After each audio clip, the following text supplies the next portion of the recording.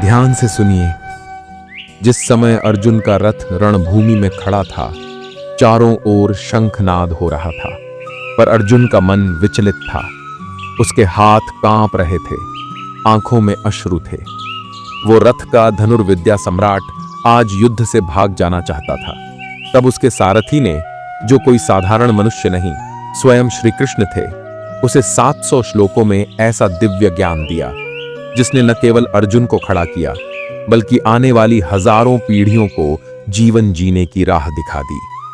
कल्पना कीजिए, रणभूमि सजी हुई है, चारों ओर शंखनाद हो रहा है। एक ओर धर्म, दूसरी ओर अधर्म। महारथी, महाराज, गुरुजन और शिष्यों का युद्ध शुरू होने वाला है। और ठीक उसी समय अर्जुन का रथ युद्ध भूमि के बीचों बीच रुका है।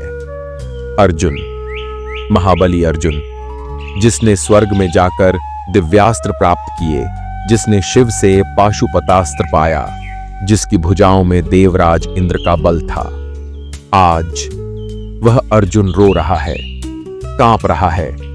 उसके हाथों से गांडीव छूट रहा है। उसके सामने खड़े हैं पितामह भीष्म, आचार्य द्रोण और भाई बंधु, और अर्जुन युद्ध करने से इनकार कर देता है। वह जीवन के सबसे बड़े प्रश्नों से जूझ रहा है। धर्म क्या है? अधर्म क्या है? मैं क्या करूं? किसके लिए करूं? और फिर वही क्षण आता है जब श्री कृष्ण बोलते हैं, जब जब धर्म की हानि होती है, अधर्म सिर उठाता है, तब तब मैं जन्म लेता हूं।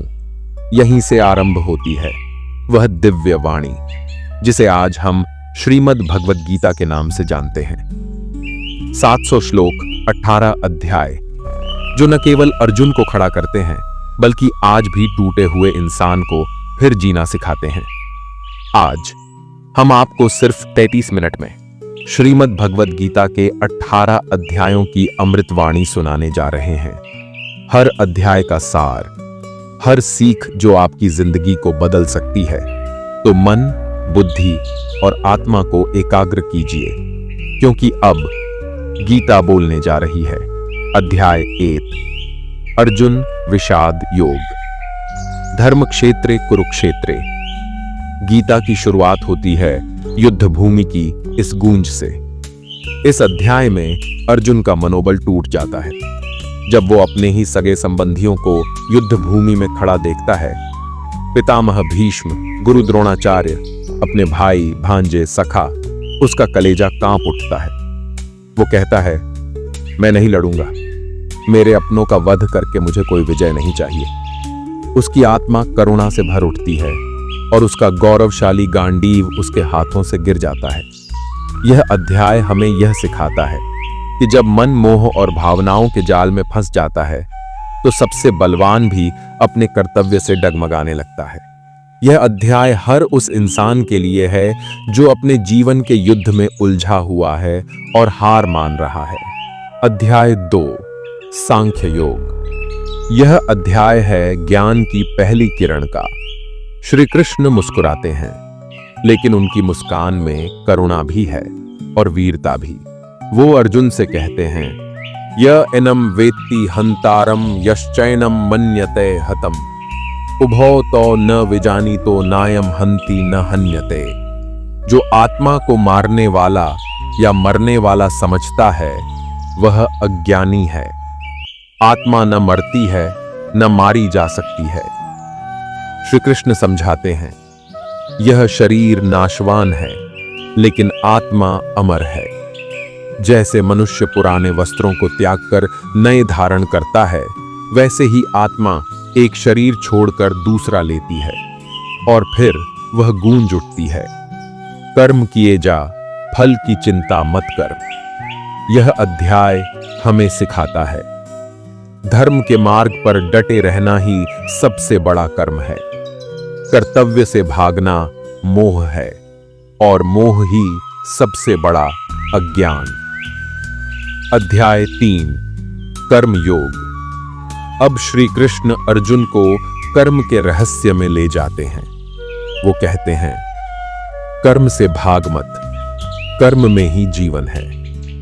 अगर तू सोचता है कि त्याग से मुक्ति मिलेगी तो यह भ्रम है। यह ब्रह्मांड भी कर्म से बंधा है। सूर्य, चंद्रमा, वायु, पृथ्वी सभी अपने अपने कर्म में लीन हैं। जो बिना फल की कामना के कर्म करता है वही सच्चा योगी है। श्री कृष्ण बताते हैं, कर्म मत छोड़ बल्कि उसे भक्ति में बदल।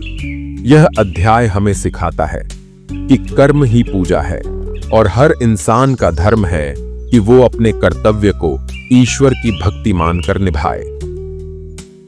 अध्याय 4 ज्ञान कर्म संन्यास योग। श्री कृष्ण अब अर्जुन को कर्म के पीछे छिपे अद्वितीय ज्ञान का बोध कराते हैं। वो कहते हैं, मैंने ये गीता पहले विवस्वान को कहा था, फिर मनु को, फिर इक्ष्वाकु को। अर्जुन चकित होता है, परंतु आप तो अभी अभी जन्मे हैं, आपने यह ज्ञान कैसे दिया? तब श्री कृष्ण मुस्कुराते हैं और कहते हैं, मैं अजन्मा हूं, अनादि हूं।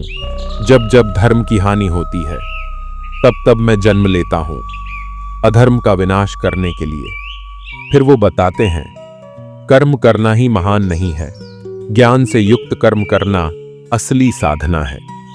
जो व्यक्ति अहंकार और फल की इच्छा त्याग कर कर्म करता है उसका हर कार्य यज्ञ हो जाता है। यह अध्याय हमें सिखाता है कि सिर्फ कर्म नहीं, बोधपूर्वक जागरूक होकर किया गया कर्म ही हमें परम लक्ष्य तक पहुंचाता है। अध्याय 5 संन्यास योग। अर्जुन पूछते हैं, कृष्ण, एक ओर आप कर्म का उपदेश देते हैं और दूसरी ओर त्याग का, तो मैं किसे श्रेष्ठ मानूं? श्री कृष्ण उत्तर देते हैं, त्याग और कर्म दोनों रास्ते श्रेष्ठ हैं, परंतु कर्म में संन्यास भाव लाना यही सबसे ऊंचा मार्ग है। जो व्यक्ति न तो कर्म के फल से बंधता है और न ही किसी चीज से आसक्ति रखता है, वह संसार में रहते हुए भी मुक्त होता है। एक सच्चा योगी वही है जो दुनिया से भागता नहीं, बल्कि उसके बीच रहकर भी स्वयं को अछूता रखता है। यह अध्याय हमें सिखाता है कि असली संन्यास बाहर का नहीं, भीतर का होता है। त्याग का अर्थ है आसक्ति से मुक्ति। अध्याय 6 ध्यान योग। अब श्री कृष्ण अर्जुन को ले जाते हैं आत्मा की गहराइयों तक, ध्यान, साधना और आत्म संयम के पथ पर। वे कहते हैं, योगी वही है जो निरंतर अभ्यास से चित्त को वश में करता है, जो न अति खाता है न अति सोता है, जो समता में स्थिर है, वही सच्चा साधक है। ध्यान क्या है? अपने चित्त को ईश्वर में लीन कर देना। जैसे नदी अपनी सारी धाराएं समुद्र में समर्पित कर देती है, वैसे ही मन को समर्पित करना परमात्मा में। श्री कृष्ण कहते हैं, सभी तपस्वियों में, ज्ञानी में, त्यागियों में जो मेरा भक्त है और मन से मुझे स्मरण करता है, वही सबसे श्रेष्ठ योगी है। यह अध्याय हमें सिखाता है कि मन की स्थिरता ही सच्चा ध्यान है और जीवन की सभी दिशाएं ईश्वर की ओर मोड़ देना, यही योग है। अध्याय 7 ज्ञान विज्ञान योग।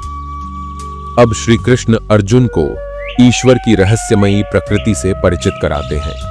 वो कहते हैं, हे अर्जुन, इस समस्त ब्रह्मांड की उत्पत्ति मुझसे हुई है, सब कुछ मुझ में है, फिर भी मैं सब में नहीं हूं। श्री कृष्ण बताते हैं कि यह सृष्टि 2 प्रकृतियों से बनी है। एक अपरा प्रकृति, यह पंचमहाभूतों, मन, बुद्धि और अहंकार की भौतिक दुनिया है। 2 परा प्रकृति, यह जीवात्मा है, चेतन शक्ति है जो सबको चलायमान करती है। वे कहते हैं, मनुष्य हजारों जन्मों के बाद यह समझता है कि जो कुछ है वह मैं ही हूं और वही ज्ञानी मुझे प्राप्त करता है। परंतु अधिकतर लोग माया में फंस जाते हैं।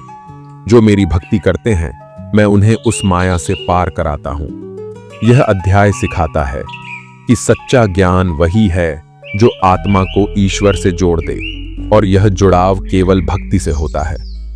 अध्याय 8 अक्षर ब्रह्म योग। अर्जुन अब पूछते हैं, भगवान, ब्रह्म क्या है, अध्यात्म क्या है, और मृत्यु के समय आपको कैसे याद करें? श्री कृष्ण उत्तर देते हैं, जो मृत्यु के समय भी मेरा स्मरण करता है वह मुझे ही प्राप्त होता है। यह अध्याय मृत्यु के रहस्य को उजागर करता है।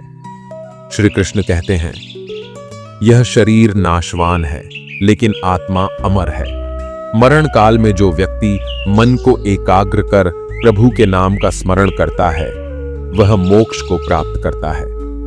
वे यह भी बताते हैं कि सच्चा योगी मृत्यु के समय भी विचलित नहीं होता, क्योंकि उसने जीवन भर आत्मा और परमात्मा की साधना की होती है। यह अध्याय हमें सिखाता है कि मृत्यु अंत नहीं, आरंभ है, और यदि तुमने जीवन में प्रभु का स्मरण किया है तो मृत्यु भी तुम्हें मोक्ष की ओर ले जाएगी। अध्याय 9 राजविद्या राजगुह्य योग। यह है गीता का हृदय, सबसे रहस्यमय और सबसे मधुर अध्याय। श्री कृष्ण कहते हैं, हे अर्जुन, अब मैं तुझे वह ज्ञान दूंगा जो न केवल पवित्र है बल्कि राजा के समान श्रेष्ठ है। यह ज्ञान है राजविद्या और राजगुह्य, यानी परम रहस्य। वे कहते हैं, सब कुछ मुझ में है, फिर भी मैं उनसे अलग हूं। मैं ही यज्ञ हूं, मंत्र हूं, अग्नि हूं, घृत हूं, सब कुछ मैं ही हूं। सबसे करुणामयी पंक्तियां आती हैं यहां। अपि चेत सुदुराचारो भजते मामनन्य भाक्, साधुरेव समन्तव्य सम्यक व्यवसितो हि स।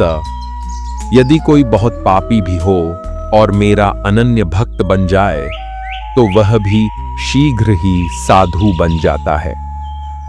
श्री कृष्ण कहते हैं, तुम मुझे प्रेम से एक पत्र, एक पुष्प, एक जल भी अर्पित करोगे तो मैं उसे स्वीकार कर लूंगा। और अंत में मां अनुस्मर युद्ध च, मेरा स्मरण करते हुए युद्ध कर। यह अध्याय सिखाता है कि ईश्वर सुलभ है, सरल है और करुणामयी है। उसे पाने के लिए केवल निर्मल प्रेम चाहिए, कुछ और नहीं।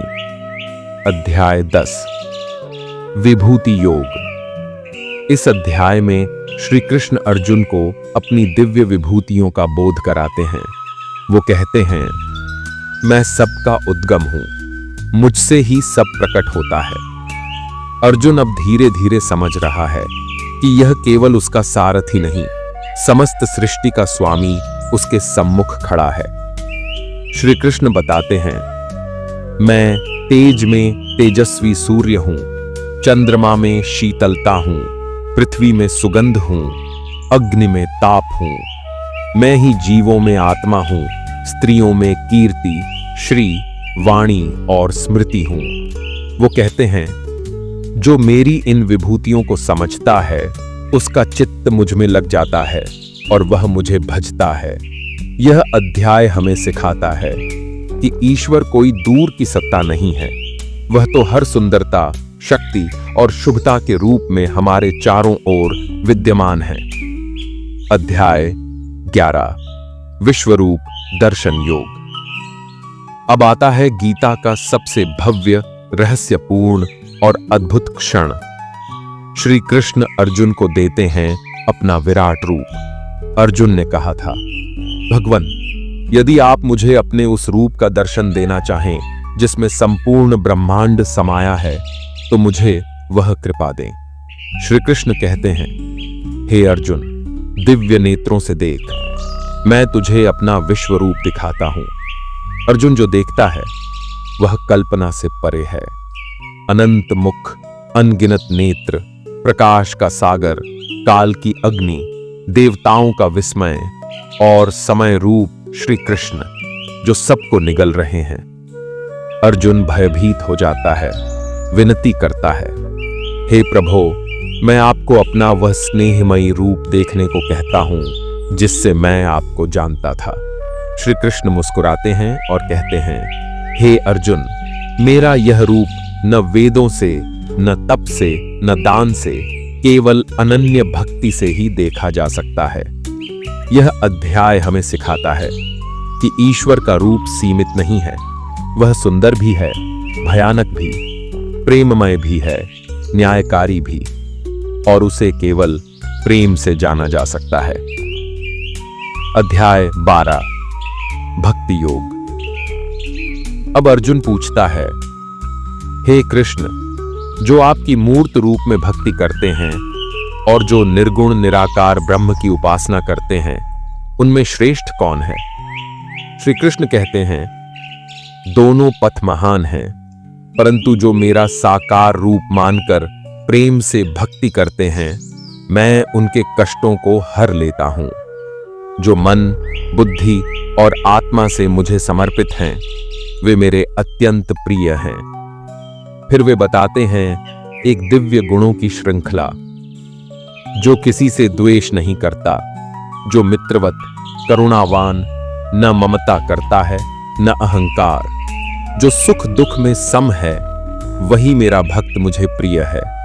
यह अध्याय हमें सिखाता है कि ईश्वर को पाने के लिए कोई बड़ी तपस्या नहीं चाहिए, बस एक निर्मल हृदय, एक निष्कलंक प्रेम और श्रद्धा चाहिए। अध्याय 13 क्षेत्र क्षेत्रज्ञ योग। इस अध्याय में श्री कृष्ण एक बहुत गहरी बात कहते हैं। यह शरीर अक्षेत्र है और जो इसे जानता है वह क्षेत्रज्ञ है। शरीर नश्वर है, मन, बुद्धि, अहंकार सब बदलते हैं, परंतु जो इस सब को देख रहा है वह आत्मा है। जो मनुष्य यह भेद समझ लेता है कि आत्मा अलग है और शरीर अलग, वही सच्चा ज्ञानी है। भगवान कहते हैं, ज्ञान केवल पुस्तकों से नहीं आता, बल्कि विनम्रता, अहिंसा, क्षमा, आत्मसंयम और परमात्मा के चिंतन से आता है। इस अध्याय में बताया गया है कैसे आत्मा और परमात्मा का मिलन ही मुक्ति है। अध्याय 14 गुणत्रय विभाग योग। अब श्री कृष्ण हमें सिखाते हैं कि यह संसार 3 गुणों से बंधा है, सत्व, रज और तम। 1 सत्व गुण ज्ञान, शांति, पवित्रता। 2 रजोगुण इच्छा, क्रिया, व्याकुलता। 3 तमोगुण आलस्य, अज्ञान, मोह। श्री कृष्ण कहते हैं, मनुष्य अपने कर्म और गुणों के अनुसार जन्म जन्मांतर में घूमता है, परंतु जो इन तीनों गुणों से ऊपर उठ जाता है वह मुझे प्राप्त करता है। जो व्यक्ति कह सके, मैं करता नहीं, मैं दृष्टा हूं, वह इन बंधनों से मुक्त हो जाता है। यह अध्याय सिखाता है कि गुणों के पार जाना ही मोक्ष का मार्ग है। अध्याय 15 पुरुषोत्तम योग। यह अध्याय एक दिव्य उपमा से आरंभ होता है। इस संसार को एक अश्वत्थ वृक्ष की तरह समझो, जिसकी जड़ें ऊपर परमात्मा में हैं और शाखाएं नीचे फैली हैं। यह संसार उल्टा वृक्ष है।